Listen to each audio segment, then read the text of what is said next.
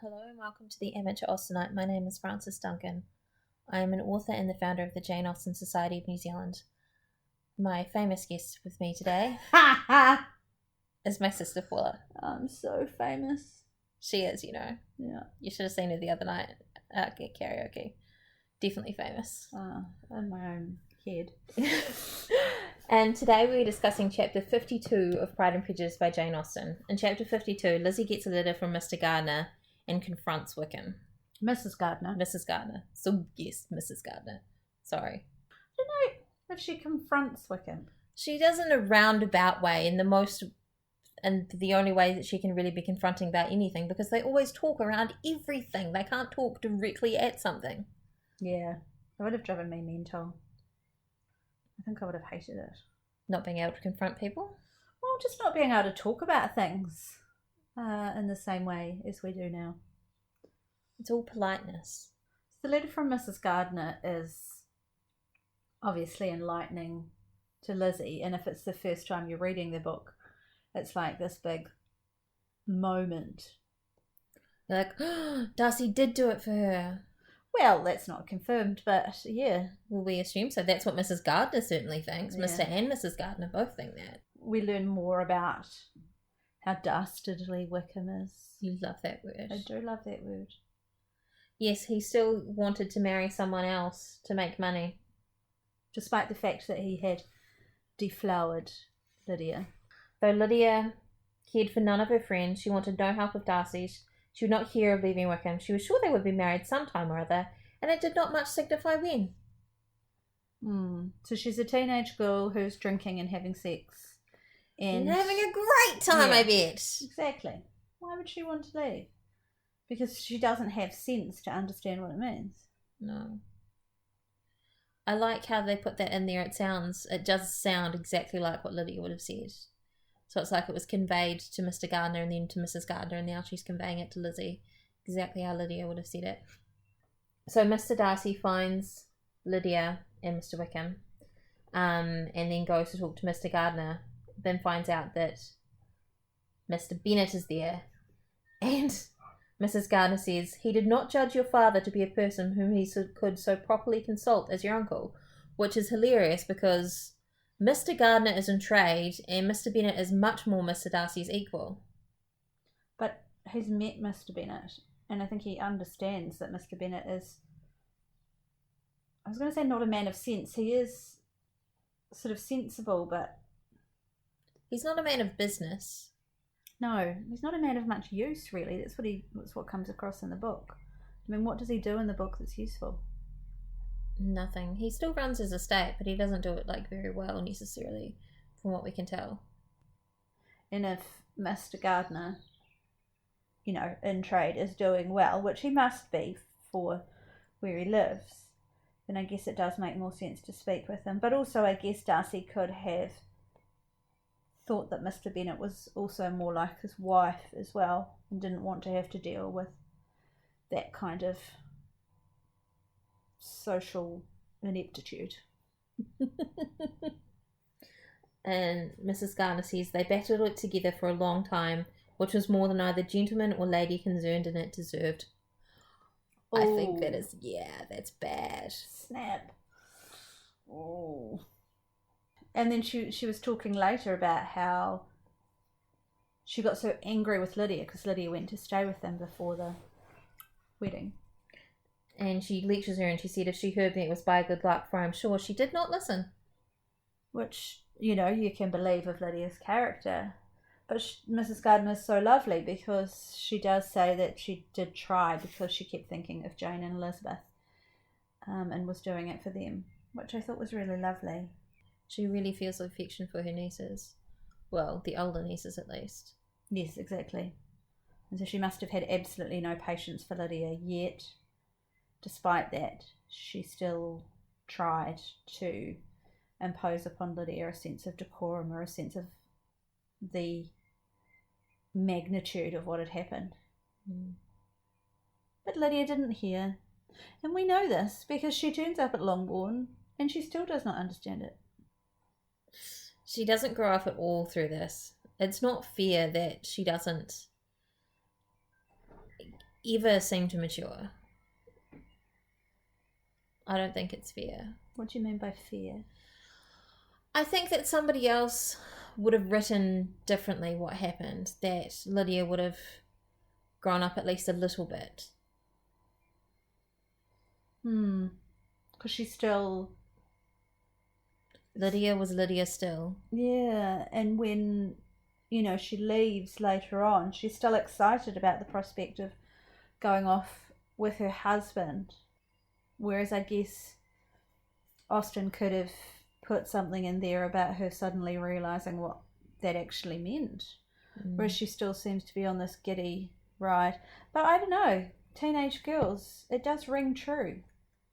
Yet for some of them, it's a long, hard road for those around them until they start to understand what's going on. And the latest brain research does show that your brain doesn't mature until your late teens, early 20s, and even later for males. So it probably is true. Far too young to get married. Yeah, far too young. Far too young. But if you look back at past times, that's what people did. And in some countries they still do. And when you think about it, when you're a teenager, you had so much energy. So having babies then does make sense. And also, if your brain's offline, if it's not working properly, you're much more likely to go back and have sex again and make another baby, because the whole thought of the implications of it, the birth, the extra mouth to feed, is less likely to affect you. So therefore that maintains the population. Stupid fertility. Not that I'm saying teenage girls go out and get pregnant. That is not what I'm saying. But I'm just saying that, it sort of makes sense on one level. Not that I know crap. I'm just an English teacher. So when I was reading this with the Jane Austen Society, we were thinking about and working out how much money this wedding actually cost. So it's about £2,000 plus the commission. So £1,000 to pay off his debts, £1,000 settled on Lydia, and then the commission, which someone looked up, it was approximately about £700 at the time. So it was it only cost Mr. Darcy £2,700-ish. Only. Yeah. Well, Lizzie says that he'd be a fool to take Lydia for less than £10,000. Didn't someone work out what that meant in today's money? Yeah, it's still a hell of a lot of money. Mr. Bennet makes £2,000 a year. So that's $2,000. That's his yearly income plus. Yeah. Right there. So actually it's not that much money, really. It's a whole year's income. But for marrying someone, that he's attached to her forever now. Yeah, to marry someone it's quite cheap. Yeah. When you consider the Bennet girls have only got £1,000 each, which isn't considered much. Oh well, he should have kept it in his pants. Yes. And I guess he just misunderstood how quickly someone would find him. And, he saw the Bennets. He probably had the measure of Mr. Bennet and knew he'd be useless at finding him. So thought that he could get away with it. But no. He didn't know about the whole Elizabeth Darcy thing. No. I always think it's quite convenient that he told naughty stories about Darcy before it became apparent that Darcy liked Elizabeth, because he told the exact right person to try and screw over Darcy's life. Yeah, true. Unless it's that he and Darcy actually like similar things in women, so that he actually potentially liked Lizzie. I thought that he kind of did. As a person, not as a conquest. Because it just comes across to me that he has very low self-control, hence all his gambling debts and drinking and womanizing and stuff. But also he was brought up with Darcy, so there is another level to him. And so those two parts of him are warring as such. Like we talk about with our family, there's the two sides, the two lots of genes inside of us and how they war against each other. And you can see it, how it all comes out differently in our siblings. Okay. We've had these conversations. Okay, we've had these conversations. I don't know, so you're saying it's a nature-nurture thing, sort of, with Wickham? Because his upbringing as a Darcy, or with Darcy, compared to who he is? Yeah, I guess. Maybe. Because his mother was extravagant and spent all his father's money. So that could be something that he learned at an early age, or something he inherited from her. Absolutely. It sounds to me like Mr. Darcy Sr. spoilt him a little. Yeah, it definitely sounds that way. And I think that always has an effect on a child and what they expect from the world. And how they expect life to go as well, I guess. He certainly had high expectations. Yeah. He was even going to give sermons, though. He would have loved it. Oh, God, he would have been terrible. How to get away with... Oh, hold on, that's not a sermon. No. Mr. Wickham basically walks in on Lizzie while she's just finished reading her letter, and she's still sort of reeling from the contents. And then he walks her back to the house.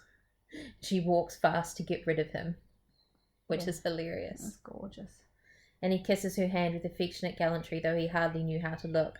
I love how they do this in the 95 Pride and Prejudice, where he kisses her hand and then she basically just drops her hand and walks away. Oh, I don't remember that part. But it's so gross, isn't it, that whole kissing of hands thing when it's someone that you don't like. Yeah, because by that stage, if I was Elizabeth, I would have just been so angry with him. She's thinking more of Darcy, and it actually says that she was proud of him. How heartily did she grieve over every ungracious sensation she had ever encouraged, every saucy speech she'd ever directed towards him. For herself she was humbled, but she was proud of him. That's so lovely. Can you imagine them having a nice marriage later on? Lizzie and Darcy. Yeah. I think they've both worked on themselves to get to a good position where they could have a good marriage together. They've both grown up quite a bit during the course of the story. Yeah, and they change, but Lydia doesn't. But then she's not the central focus. She does add to the story, but she is still a minor character. True. And it makes you think, this bit is the bit where Lizzie's thinking this is going to push us apart forever because he's never going to want to be brother-in-law with Wickham, but it's actually the thing that brings them together, because he's worked hard to save her sister and save her family's reputation, and he's done it for her, and she loves him for that. Isn't that beautiful? It is. It's a very sweet story. However, I've heard recently quite a few condemnations of this storyline, right? Because it's been used again and again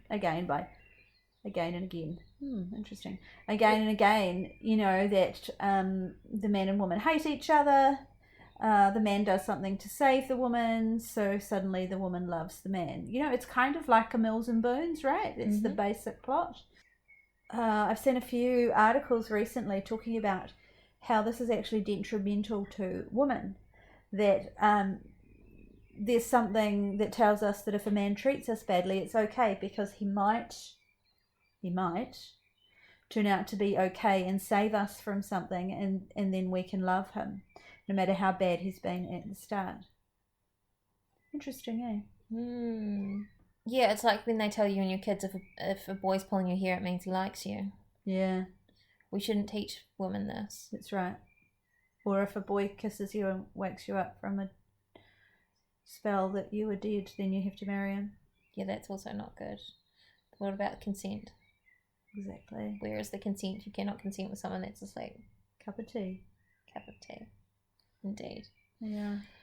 Once again, use of letters, which is good. It's a great way to tell a story. Well, because originally, family history goes that First Impressions, the first draft of this book, was written all in letters. Yeah. It's a very clever way to move story along, and it's so much better that we hear it from Mrs. Gardner after it's happened than actually knowing it as it happens. so that we're with Elizabeth, who is our protagonist, as she learns it. It adds to the tension. I like that we actually get to hear her thoughts about the letter as well, whereas that letter we were talking about of Mr. Collins, that the letter was just dropped in there and then there's no anything about what people were feeling about it. Whereas this, we get Lizzie really thinking about it afterwards. Yeah. Mind you, I guess Mr. Collins' letter, it was... Speaks for itself. Yeah. Quite loudly. As he does. Yeah. That is our summary of chapter 52 of Pride and Prejudice by Jane Austen. My name is Frances Duncan. You can find me at francesduncanwrites.com and on Twitter at frances_Duncan. Thank you for listening, and we wish you happy reading.